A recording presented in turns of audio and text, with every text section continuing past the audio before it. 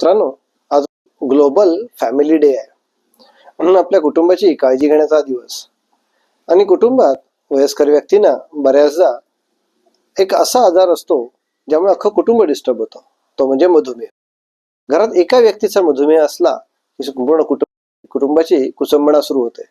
खास करून गृहिणींसमोर खूप मोठा प्रश्न निर्माण होतो की काय जेवण बनवावं. काही गोडाधोडाचं बनवलं तर घरातील व्यक्तीला टाकून, आणि जर तो कर्ता पुरुष असेल तर त्याला टाकून खाणं अतिशय कठीण गोष्ट असते. आपल्याकडे म्हणे, साखरेचे खाणार त्याला देव देणार. पण साखरेचे खाणार त्याला जर मधुमेह असेल तर त्याला थेट देवाकडे पाठवण्याची व्यवस्था होऊन जाईल बरं का. मग काय करायचं? गोड किती खावं, काय खावं, कसं खावं, खाऊ का खाऊ नये, अनेक प्रश्न सर्वसामान्य माणसाच्या मनामध्ये असतात. यासाठी आपल्याला सगळ्यात पहिल्यांदा मधुमेह समजून घेतला पाहिजे. आपला समाज उत्सवप्रिय समाज आहे. कुटुंबामध्ये आपण अनेक नानाविध सण साजरे करतो, पण आपला कोणताही सण गोडाधोडाशिवाय होतच नाही. नवीन वर्ष आलं, चला गोडाचं जेवण. दिवाळी, दसरा, प्रत्येक सणाला आपल्याकडे गोडधोड असतं.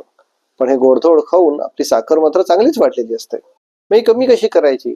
तर व्यायाम, आहार आणि औषधं ही मधुमेहाची त्रिसूत्री आहे. यातील सर्वात महत्वाची गोष्ट म्हणजे व्यायाम, नियमित व्यायाम.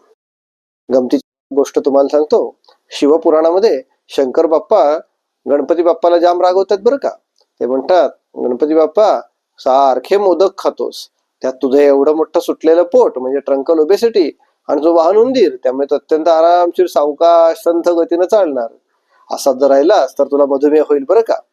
थोडक्यात काय, तर आपल्या आहारावर नियंत्रण पाहिजे, उत्तम व्यायाम पाहिजे, आणि त्याचबरोबर जर मधुमेह झाला असेल तर औषधं घेतली पाहिजेत. येथील ट्रंकल ओबेसिटी म्हणजे गणपती बाप्पासारखं सुटलेलं पोट आज आपण बघतो सर्वसाधारणपणे भारतीय पुरुषांमध्ये याचं प्रमाण जास्त दिसतं.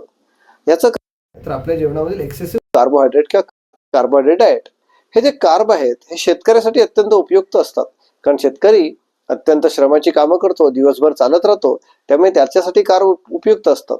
पण जो डाएट शेतकरी घेतो तो डाएट आपला IT इंजिनियर, बँकर, वकील किंवा अगदी डॉक्टरही तोच डाएट घेतो. जेवणामधील अतिरिक्त कार्ब्समुळे आपल्या रक्तामधील साखरेचं प्रमाण वाढतं, पण तितक्या प्रमाणामध्ये कॅलरी आपण खर्चच करत नाही, कारण आपण व्यायाम करत नाही, दिवसभर एका जागेवरती बसून असतो.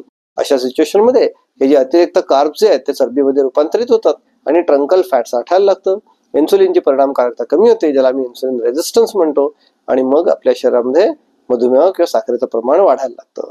सर्वसाधारणपणे भारताला डायबिटीसची वर्ल्ड कॅपिटल असं म्हणलं जातं. त्याला कारणीभूत आपल्या आहाराच्या सवयी सुद्धा आहेत. तेल आणि साखर हे इंटरचेंजेबल आहे. बरेच मधुमेही म्हणतात की आम्ही साखर खातच नाही, पण तेल खातो, त्याचं काय? त्या तेलाचं रूपांतर साखरेत होतं. म्हणजे कॅलरी आणि साखर, तेल आणि साखर हे इंटरचेंजेबल असतात. हे लक्षात घेऊन आपल्याला योग्य आहार प्लॅन केला पाहिजे. मुळात डाएट चार्टवर माझा अजिबात विश्वास नाही. गाडीत पेट्रोल टाकल्यासारखं कोणीही माणूस एकच एक गोष्ट जन्मभर खाऊ शकत नाही. खाण्याचा आनंद असतो. जर खाण्याचा आनंद मिळाला नाही तर जगण्याचा आनंद कमी होईल, आणि जगण्याचा आनंद नसेल तर मग जगण्याची मजा निघून गेली तर मनुष्य जगणार नाही. दोन प्रकारची माणसं असतात, काही खाण्यासाठी जगतात, काही जगण्यासाठी खातात. आपण कोणत्याही प्रकारचे असलो तरी खाणे हे अपरिहार्य आहे. फक्त ते योग्य खाणं आपल्या हातात आहे. आपला डाएट बॅलन्स असायला हवा, संतुलित असायला हवा. कार्ब्स बरोबर पुरेशा प्रमाणामध्ये प्रोटीन सुद्धा असली पाहिजेत. योग्य प्रमाणामध्ये व्यायाम केला पाहिजे. एक संतुलित जीवनशैली मधुमेहाच्या उपचारामध्ये आवश्यक आहे. आमच्या माधव क्लिनिकमध्ये आम्ही पायातील रक्तवाहिन्यांची तपासणी करतो, कारण मधुमेहाचा सगळ्यात मोठा दुष्परिणाम हा रक्तवाहिन्यांवरती होतो. आपल्याकडे अँकल ब्रॅकेल इंडेक्स नावाची मधुमेहाच्या पायांची तपासणी केली जाते, ज्याद्वारे पायाला होणारा रक्तपुरवठा तपासला जातो. त्याचबरोबर बायोथेर्मोमीटर नावाच्या अत्याधुनिक उपकरणाद्वारे आपण मधुमेहामधील पायामधील जो डायबेटिक फूट म्हणजे पायातील संवेदना किंवा पेरिफेरल न्यूरोपॅथी जी होते, पायातील संवेदनांचा आपण अभ्यास करू शकतो. ह्या नॉन इन्व्हेसिव्ह टेस्ट आहेत. पेशंटला कोणताही त्रास होत नाही, आणि आपल्याला कळतं की मधुमेहाचे आपल्या शरीरावर काय दुष्परिणाम होत आहेत ते. त्यामुळे त्याचबरोबर नियमितरित्या साखरेमध्ये, रक्तामध्ये लघवीतील साखर आणि लघवीतील प्रोटीनची सुद्धा आपल्या माधव क्लिनिकमध्ये अगदी मोफत तपासणी करून दिली जाते. त्यामुळे आपल्या मधुमेहाचा जर किडनीवर दुष्परिणाम होत असेल, किडनी फेल्युअर होत असेल, तर त्याचीही आपल्याला लगेच माहिती मिळू शकते. अशा प्रकारे मधुमेहाच्या जर योग्य तपासण्या केल्या, होमिओपॅथीमध्ये मधुमेहासाठी अनेक गुणकारी औषधं आहेत.